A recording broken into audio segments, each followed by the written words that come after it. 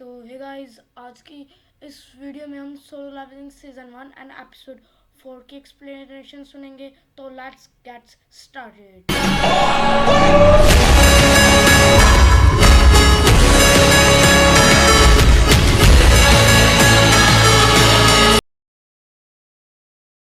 अगर उसके पास इतनी ज़्यादा पावर है तो वो पक्का एक हाई रैंक हंटर होगा। अब तक हमने देखा जिन्वू एक प्लेयर के तौर पर दोबारा से जिंदा हो जाता है और उसके लेवल में अब तक कोई चेंज नहीं आया होता है। तब वो सिस्टम के अकॉर्डिंग सभी डेली टास्क को कंप्लीट करने लगता है और लास्ट पे उसे एक डंजन पे जाने का मौका मिलता है जहाँ पर वो कुछ गोब्लिन्स को मारता है। पर तभी उसके सामने एक वुल्फ आ जाता है और अब आगे तब यहाँ वो वुल्फ जिन्वू पर हमला कर देता है, पर जिन्वू उसके वार से बच जाता है और सोचता है मुझे मेरी बॉडी बहुत ज़्यादा हल्की महसूस हो रही है। और तब वो वुल्फ उस पर फिर से हमला कर देता है। तब जिन्वू सोचता है मुझे ये सेकंड लाइफ बड़ी मुश्किल से मिली है, तो इसलिए मैं डर की वजह से इसे ख़राब नहीं करने वाला, और कहता है मैं यहाँ पर बिल्कुल नहीं मरने वाला।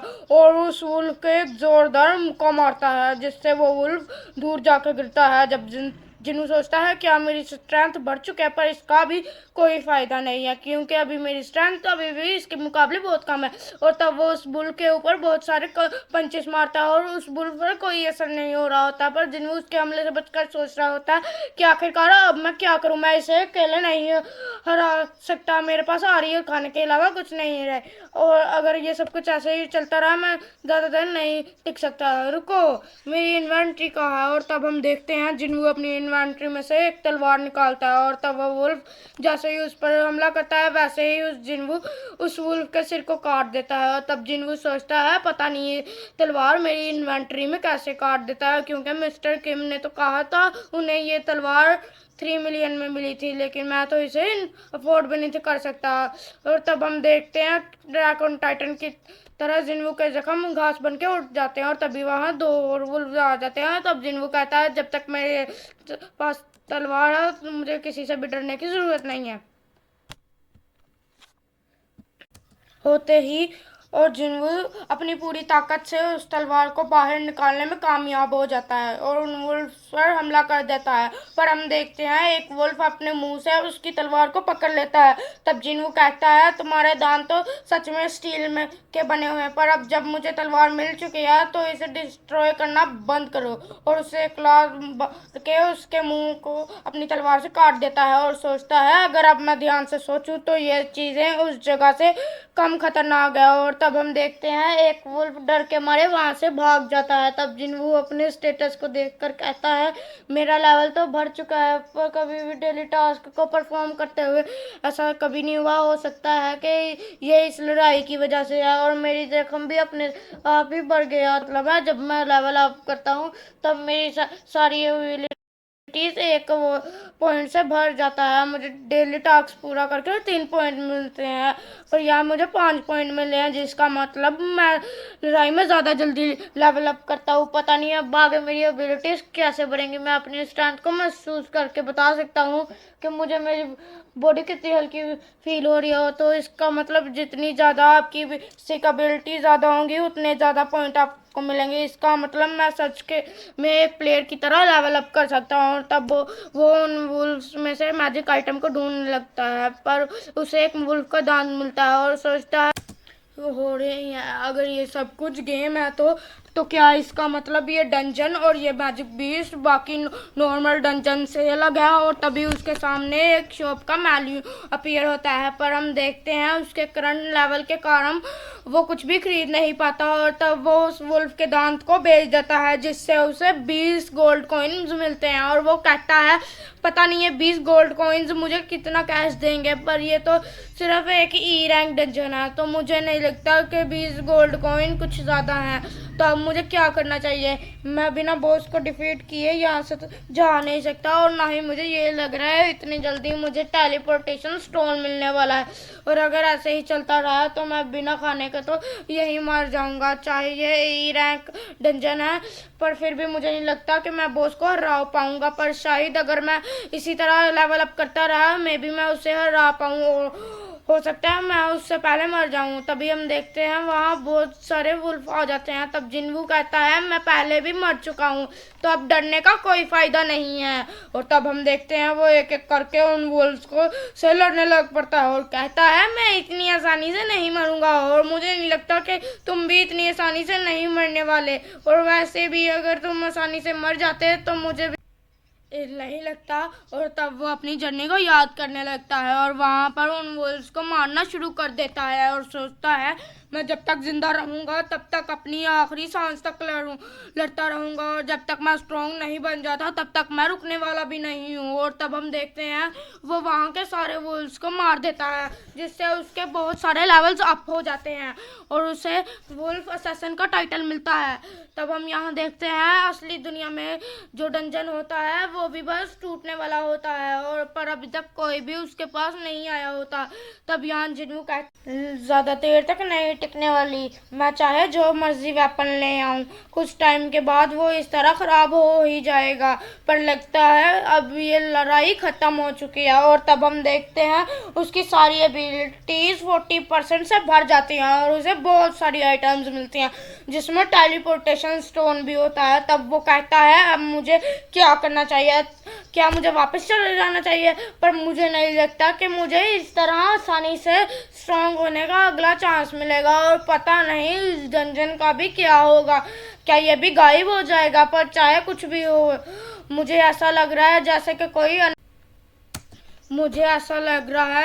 कि कोई अननोन पावर मेरे साथ खेल खेल रही है, तो इसलिए मैं यहाँ से बाहर नहीं जा सकता। और तब जिन्वू उस डंजन के और अंदर जाने लगता है। तब हम यहाँ देखते हैं जूजी को हंटर एसोसिएशन के तरफ से एक कॉल आता है जिसमें उसे एक डंजन ब्रेक के बारे में बताया जाता है, और वो सोचती है क्या ये मेरी वजह से हुआ है, क्योंकि मैंने उनके साथ जाने से मना कर दिया था। और तब वो लोग उसे मदद के लिए उस डंजन के पास बुलाने लगते हैं। तब जूही जिन्वू को याद करके वहाँ जाने के लिए हाँ कर देती है। तब यहाँ जिन्वू डंजन के मॉन्स्टर्स को मारते हुए सोच रहा होता है जब भी मैं लेवल अप करता हूँ मेरे बाकी मैजिक बीस्ट के साथ लड़ाई आसान हो जाती है, और साथ ही जो मैजिक बीस्ट के ऊपर नाम होता है उसका कलर भी चेंज होता जाता है। जैसे कि अगर कलर वाइट हो तो इसका मतलब वो मुझसे कमज़ोर है, अगर कलर ऑरेंज हो तो वो मेरे जितना ही ताकतवर होता है, अगर कलर रेड हो तो वो मुझे काफ़ी ज़्यादा रेड होता है। पहले इन वुल्व्स का नाम भी रेड कलर्स में था, अब ये वाइट हो चुके हैं, और अब इसका मतलब है मेरी ताकत बढ़ चुकी है। पर अभी भी मुझे विश्वास नहीं है मैं अपने से ऊंचे रैंक के मॉन्स्टर को हरा सकता हूँ। ये शायद मेरे इम्प्यूटर सेक्शन की वजह से ये पता चल रहा है कि जो वो मॉन्स्टर यहाँ से नीचे हैं वो बहुत ज़्यादा डरावना होने वाला है।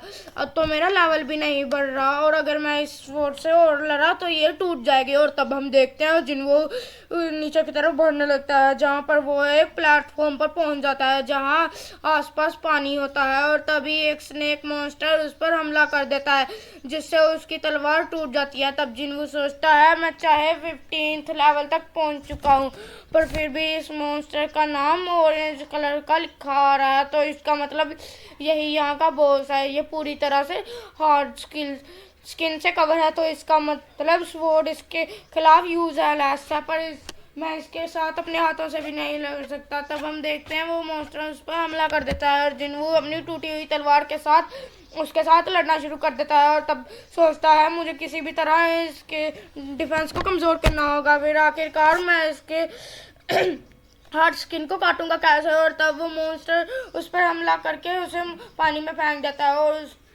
पे दोबारा से हमला कर देता है, और जिन्वू उसके हमले से बच जाता है। और तब वो मॉन्स्टर उसको फिर से दूर फेंक के उस पर ट्रेन फेंक देता है। तब जिन्वू सोचता है मैंने सोचा था कि मैं थोड़ा ताकतवर हो चुका हूँ पर मैं अभी भी बहुत कमज़ोर हूँ, आखिरकार मुझे इस मॉन्स्टर को हराने के लिए और कितना ताकतवर होना होगा। तब जिन्वू को मिस्टर सोंग की बात याद आती है। तब जिन्वू ने उसे कहा था तुम्हें यहाँ का सबसे कमज़ोर हंटर कहते हैं, तो इसलिए तुम्हें बहुत ज़्यादा हार्ड वर्क करना होगा ताकि तुम उनके नज़रिया चेंज कर सको।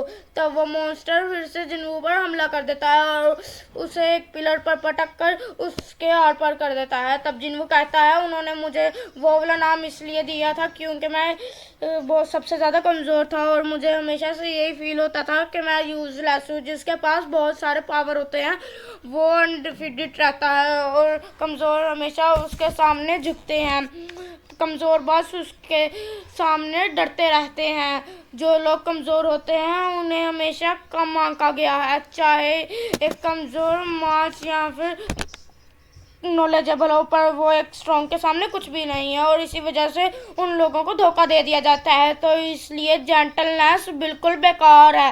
तो मुझे कुछ साबित करना है तो मुझे ताकतवर होना ही होगा और मैं इसी वजह से यहाँ आया हूँ। तब वो उस मॉन्स्टर के ऊपर चढ़ने लगता है और तब हम देखते हैं वो मॉन्स्टर उसे फिर से नीचे फेंक देता है।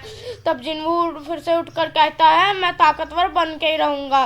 तब वो मॉन्स्टर उस पर हमला कर देता है। तब जिन्वू के रोकते हुए सोचता है मैं इसने जल्दी हार नहीं मान सकता, क्योंकि उस चीज़ के सामने ये कुछ भी नहीं है और ये तो मुझे उसकी तरह डरा भी नहीं सकता। और तब हम देखते हैं जिन्वू उस मॉन्स्टर के साथ लड़ने लगता है और उसे अपने हाथों से पकड़ लेता है और सोचता है मैंने अपने सारे एबिलिटीज़ के पॉइंट स्ट्रेंथ में लगा दिया हो, तो अब उसे यूज़ करने का टाइम आ गया है और मॉन्स्टर को जोर जोर से दबाने लगता है और वो कहता है मैं तुम्हें मारने लगता हूँ। तब हम देखते हैं वो अपनी पूरी जान से उसका गला दबाने लगता है, जिस वजह से उस मॉन्स्टर का खून निकलने लगता है और एट द एंड वो मर जाता है। तब जिन्वू कुछ होकर कहता है तुम आखिरकार मैं आखिर में थोड़ा ताकतवर तो हो ही गया।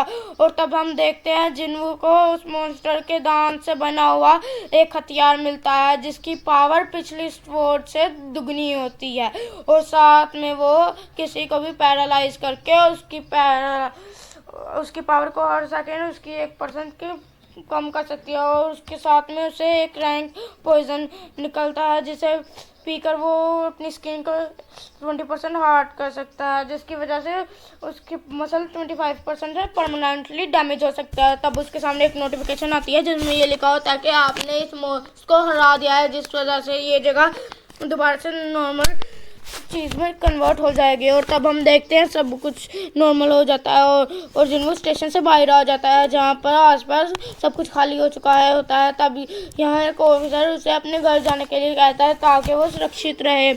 पर जैसे ही वो ऑफिसर जिन्वू की तलवार देखता है तब उसे एहसास होता है कि जिन्वू एक हंटर है।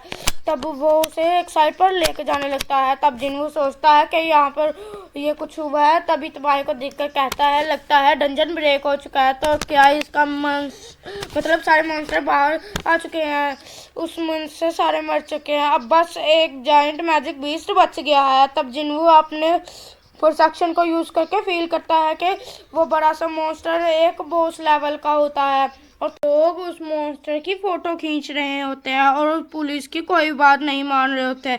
तब हम यहाँ देखते हैं बहुत सारे हंटर्स उस मॉन्स्टर को रोकने की कोशिश कर रहे होते हैं और तब एक हंटर उस मॉन्स्टर के हमले से सबको बचा रहा होता है और हीलर्स उसे हील कर रहे होते हैं। तब वो हंटर कहता है आखिरकार सारे फाइटर्स कर क्या रहे हैं, अब तक तो हमें ज़रा भी कमज़ोर नहीं कर पाए हैं। तब एक फाइटर कहता है इस मॉन्स्टर का डिफेंस सच में बहुत ज़्यादा ताकतवर है और हमारे पास तो ज़्यादा मैजिक यूजर्स भी नहीं है। तब यहाँ जिन्वू सोचता है ये एक टेम्परेरी टीम है जिस वजह से ये इकट्ठे काम नहीं कर पा रहे और ऊपर से ये लोग बहुत कम लेवल वाले हैं, जिसमें 8 ई रैंक हंटर्स हैं और एक डी रैंक हंटर है। वो डी रैंक हंटर एक टैंकर है, जिस वजह से ये बैटल बहुत लंबी जा रही है ताकि बहुत सारे लोग जख्मी ना हो। अगर हम हीलर्स की बात करें तो 2 डी रैंक हीलर्स और एक ई रैंक हीलर। तब हम देखते हैं एक हीलर जूही को हील करने के लिए कहती है और जूही उस लड़ाई पर ध्यान नहीं दे रही पा रही होती है। तब वो जैसे ही अपने मैजिक का यूज़ करती है तभी उससे प्यारे डंजन का बॉस मॉन्स्टर आ जाता है जिससे उसका मैजिक टूट जाता है। तब जिन्वू सोचता है तो इसका मतलब ये अभी भी उस सदमे से बाहर नहीं निकल पाई है, पर मैं भी तो ऐसा नहीं कर पाया हूँ। पर कोई ये एक डी रैंक बॉस है तो इसका मतलब वो ये उस चीज़ से कमज़ोर होगा जिससे मैंने अभी अभी हराया था और अगर मैं इसका डिफेंस तोड़ पाता हूँ तो मैं इसे आसानी से हरा भी सकता हूँ। तब जिन्वू अपनी पूरी ताकत से अपनी टूटी हुई तलवार को उस मॉन्स्टर की तरफ फेंकता है जिससे उस मॉन्स्टर का डिफेंस टूट जाता है और तब वहाँ के फाइटर्स उसे हरा देते हैं। तब वो डी रैंक का हंटर सोचता है अभी तक हमारा कोई भी हमला इस पर कोई काम नहीं कर रहा था। तो आखिरकार कैसे हम इसका डिफेंस तोड़ पाए, और आखिरकार वो क्या चीज़ थी जो अभी अभी उठकर आई थी, मुझे यकीन नहीं हो रहा। ये बोझ जिसके ऊपर बहुत सारे हंटर ने हमला किया, वो इस टूटी हुई तलवार से हार गया। और तब वो एक ऑफिसर से उस तलवार को फेंकने वाले से पूछता है। तब वो उस ऑफिसर जिन्वू के बारे में बताने लगता है, पर जिन्वू वहाँ से गायब हो चुका होता है। तब वो हंटर सोचता है अगर उसके पास इतनी ज़्यादा पावर है तो वो पक्का एक हाई रैंक हंटर होगा। तब यहाँ जिन्वू कहता है मुझे नहीं लगा था कि मैं उसे एक ही बारी में हरा दूंगा, लगता है वो मॉन्स्टर पहले से ही बहुत ज़्यादा कमज़ोर होगा। तब यहाँ जूही कहती है कि ये जिन्वू था। गाइस बाकी चीज़ें छोड़ो, किसी ने जिन्वू के मसल चेक किए। साइतामा का वर्कआउट प्लान तो सच में बहुत काम करता है। जैसे जिन्वू ने एक ही बारी में उस मॉन्स्टर को हरा दिया, तो उसका करंट रैंक क्या होगा। अगला एपिसोड देखने के लिए लिंक डिस्क्रिप्शन में होगा।